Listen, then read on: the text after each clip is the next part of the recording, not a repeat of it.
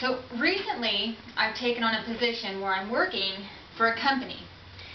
And my job for this company is to go around and get people to tell me who they're going to vote for.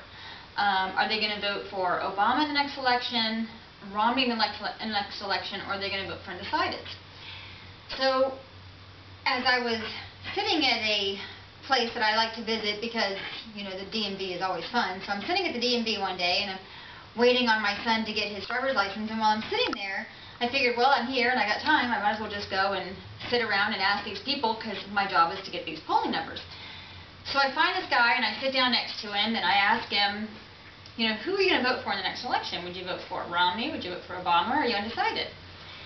And he tells me that he grew up in a home where his dad was extremely conservative and his mother was a feminist.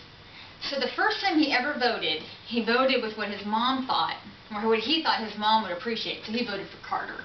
But he's a registered Democrat, so that went along with what he believed in at the time. But then the next 4 years went by and he voted for Reagan. And Reagan was a conservative. So he can go either way, but now in the election, he's undecided. So I sat there with him and I thought, okay, well, I need to figure out how I can get this undecided voters and other undecided voters that I'm encountering to come over to our side. And I'm not trying to persuade them to do something wrong or to vote for somebody who they don't necessarily believe in, but I just want to help them make a decision based on the facts. So number one fact is I talked to him about was, let's look at Reagan. Reagan inherited a down economy during the Depression of 1981. So we're going through a depression and Reagan inherits this economy, and the interest rate at the time peaks at 21.9. The unemployment is high. We have complete inflation. We have high taxation. People can't buy homes. They can't get business loans. Businesses are starting to close. People are defaulting on their mortgage. It sounds very similar to the time right now in 2012 or 2008 when Obama took election. But anyway, Reagan inherits his economy, and the first thing he does when he goes in office is he enacts a law. He asks Congress to pass the Economic Relief Act of 1981. So he comes in and he just asks Congress to slash interest rates, deregulate, cut taxes, give huge tax breaks to the upper class because they're the ones who own businesses and corporations and make jobs and manufacture things. So his idea is to come in and do what's called trickle-down economics. And trickle-down economics essentially says that you cut taxes on the rich.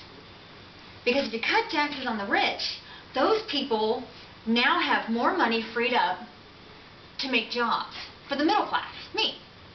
And I get a job, and I take my money from my paycheck, and I spend it in the economy. And that rotates, that money that I spent in the economy circulates throughout the economy, which creates more jobs, which creates more growth, which creates more trust in the environment and stimulates. So let's contrast that, point two, let's contrast that with Obama. Obama inherits the economy, down economy, foreclosures high, economy is in debt, but I think it's like $1.7 trillion in debt. So while that's a high debt, it's not huge. We have 2 million homes in foreclosure. We have a high unemployment rate. We are in a recession, not a depression, in 2008. So Obama comes into office and his idea is, well, I know, let's expand government. Let's make it bigger. And since government makes nothing without the people, he takes the money from the people and he uses it to expand government. He gives us more spending. Now we are $15.9 trillion in debt. He asks for us to have socialized medicine, which is going to make all of our doctors have to work as a government doctor and not as a private doctor. And most private institutions do much better than those, most public institutions do much better, public institutions do better than private. So most government institutions, which are public institutions, do worse than private institutions because government knows how to function good at nothing. It doesn't do anything well. Look at our public schools. You flush money into our public schools and you say, we're going to pay $3,000 per capita per child.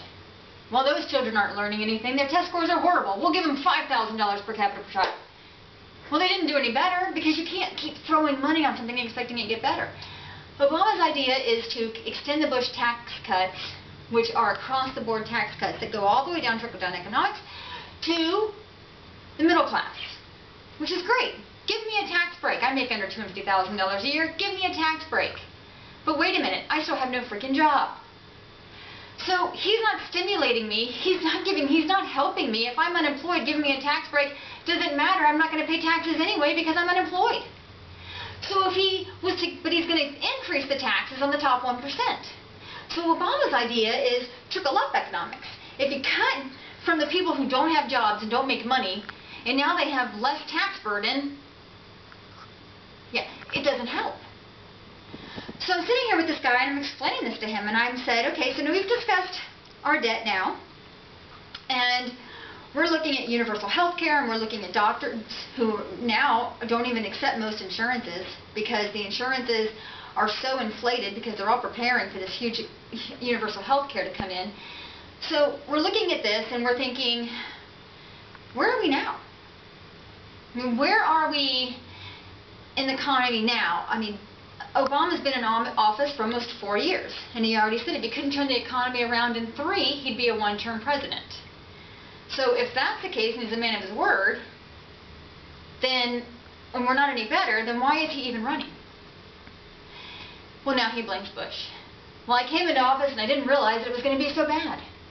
Because President Bush gave me this economy, and I didn't recognize how bad it was when I got in, so it's all Bush's fault. Well, Reagan came into a bad economy, and it swooped for a while. But he never said it was Carter's fault. And that's when the guy looks at me. Because he says, you know what, you're right, he never blamed Carter. And he didn't. So I told him another fact about Reagan, and that was within 15 months, Reagan, the job growth was at 4.6 million. Obama, the job growth, within the same 15-month period, is at 2.4 million. But we've grown by 30%. Actually, we've grown by over 33.5% as a population. So more people, less than half the job growth. So I sit there and I start to explain this to him, and I explain a little more Reaganomics versus Obamaomics, and we start talking a little bit more. And I went through my point by points on why I thought Reagan was better and why I think Obama is worse, and why I think 4 more years of Obama is going to be the detriment of our country and our economy, because without jobs, we can't stimulate anything. In fact, we're just going to go without homes and without food, and we're going to have homeless people, and we're going to have so many people working. The few people who are working are going to be working to keep the rest of us on welfare, except for me, because I refuse to live off the government. So I'll be the one lady who is in school full-time working 3 jobs, because I will be darned if I will take a dime from a guy who is in the working class and use it to feed my family. I'd rather be amongst the working class and struggling than stealing from someone else who's working just as hard as I am. So I sit there and I explain this to him, and he looks at me, and I tell him, I said, you know, you've already made a decision. And he says, no, I haven't. And I said, you voted for Reagan, you voted for Obama in 2008. Do you really want 4 more years of this? And he said, no, give me your voter registration form, I'll fill it out. I handed it to him. He took it, he filled it out. He's a registered Republican. If we continue to do this and make these types of decisions and educate the undecided voter, we will be able to influence and win in 2012. And we'll be better able to take our country to the next level of success rather than the next level of defeat. And that's the end of my speech.